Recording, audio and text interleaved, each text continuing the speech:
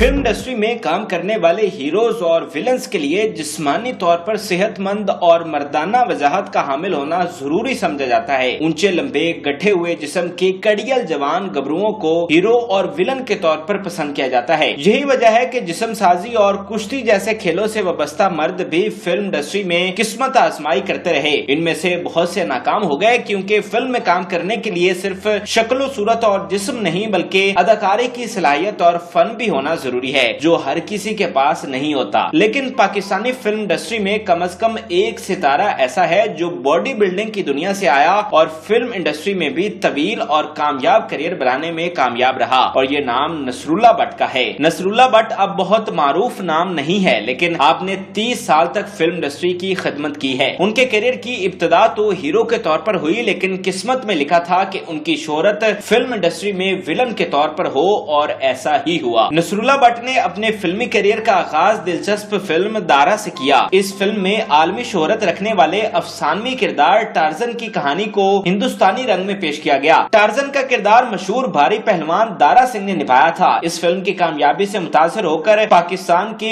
एक production house ने दारा के नाम से इस फिल्म का पाकिस्तानी वर्जन बनाने का फैसला किया। लेकिन सवाल ये था कि दारा यानी टार्जन के रूप में किसे कास्ट किया जाए। फिल्म इंडस्ट्री में इजाज दुरानी, मोहम्मद अली और मजहर शाह जैसे कड़ियल जवान मौजूद थे, लेकिन उनमें से कोई भी टार्जन की डिस्क्रिप्शन पर पूरा नहीं उतरता था। इन हालात में प्रोड्यूसर्स की तवज्जो नसरुल्लाह भट्ट की तरफ हो गई। नसरुल्लाह भट्ट एक बॉडी बिल्डर थे। उनकी शोहरत बॉडी बिल्डिंग का कौमी मुकाबला जीतने के हवाले से थी। इस मुकाबले का फातेह होने के सबब उन्हें मिस्टर पाकिस्तान का लकब दिया गया। वो एक मकबूल शख्सियत थे, मगर उन्होंने फिल्मों में किस्मत आजमाई से मुताल्लिक कभी नहीं सोचा था। अलबत्ता प्रोड्यूसर ने उन्हीं को कास्ट करने का फैसला किया और नसरुल्लाह भट्ट ने भी इस तजर्बे के लिए हाँ कर दी। फिल्म की तैयारी शुरू हो गई। पंजाबी फिल्मों के मशहूर डायरेक्टर असलम ईरानी की खिदमत बतौर डायरेक्टर हासिल की गयी, लेकिन ये फिल्म उर्दू में बनाई गई। कास्ट में नसरुल्लाह भट्ट के अलावा हीरोइंस में रानी और आलिया, विलन में अदीब, कॉमेडियन में नजर शाह, बोल्ड रकासा तराना और स्पोर्टिंग एक्ट्रेस साकी शामिल थे। फिल्म दारा 1968 में रिलीज हुई और अपनी मुनफरिद और दिलचस्प नौयत के सबब हिट हो गई। नसरुल्लाह भट्ट का नाम बॉडी बिल्डिंग के बाद अब फिल्म की दुनिया में भी गूंजने लगा। उनके करियर की दूसरी फिल्म भी मुनफरिद नौयत की थी। नसीम हिजाजी पाकिस्तान की तारीख के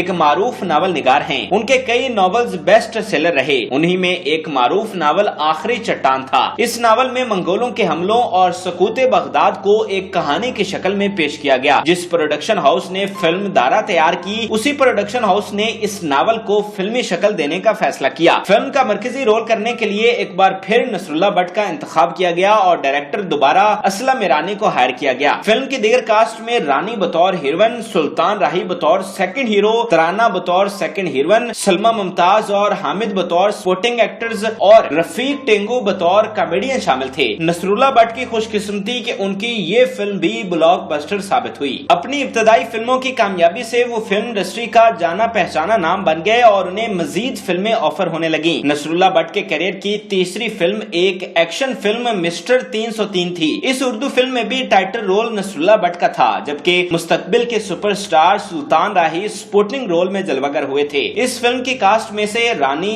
तराना और अदीब तो पहले भी नसरुल्लाह भट्ट के साथ काम कर चुके थे, लेकिन इस फिल्म में उन्हें पहली मर्तबा रंगीला के साथ काम करने का मौका मिला। नसरुल्लाह भट्ट की इस फिल्म ने गुज़श्ता फिल्मों की तरह ब्लॉकबस्टर कामयाबी हासिल न की, बल्कि इसे एक एवरेज कामयाबी हासिल हुई। वो 70 की दहाई में भी कई एक सुपरहिट फिल्मों में नजर आए। उनकी फिल्म मिस्टर 301 1971 में रिलीज हुई। इसी साल एक और उर्दू एक्शन फिल्म सखी लुटेरा भी रिलीज हुई। इस फिल्म के डायरेक्टर असलम डार थे। फिल्म की कास्ट में नसरुल्लाह भट्ट, रानी, रंगीला, अदीब और रिहान के अलावा नीमो भी शामिल थी। नीमो के करियर की ये इब्तदाई फिल्मों में से थी। दिलचस्प तौर पर फिल्म के हिदायतकार असलम डार बजाते खुद बतौर विलन भी फिल्म में नजर आए थे। बतौर हीरो नसरुल्लाह भट्ट की आखिरी फिल्म 1972 की फिल्म आजादी थी। इस फिल्म के डायरेक्टर अकबर अली अक्कू थे। ताहम नसरुल्लाह भट्ट की हीरोइन एक बार फिर रानी ही थी। इसके बाद नसरुल्लाह भट्ट 3 साल तक पर्दा स्क्रीन से गायब हो गए। 1975 में भट्ट साहब की फिल्म इंडस्ट्री में वापसी हुई तो बतौर हीरो नहीं बल्कि बतौर विलन और सपोर्टिंग एक्टर। बतौर हीरो वो सिर्फ उर्दू फिल्मों में ही काम करते रहे थे, लेकिन फिल्म इंडस्ट्री में वापसी के बाद उनकी दर्जनों फिल्मों में से अक्सर पंजाबी थी। फिल्म इंडस्ट्री में वापसी के बाद नसरुल्लाह की पहली फिल्म बिन बादल बरसात थी। इस फिल्म की प्रोड्यूसर और डायरेक्टर मारूफ अदाकारा जीनत थी। फिल्म में मोहम्मद अली और ज़ेबा लीड रोल में थे, जबकि दीगर कास्ट में शाहिद,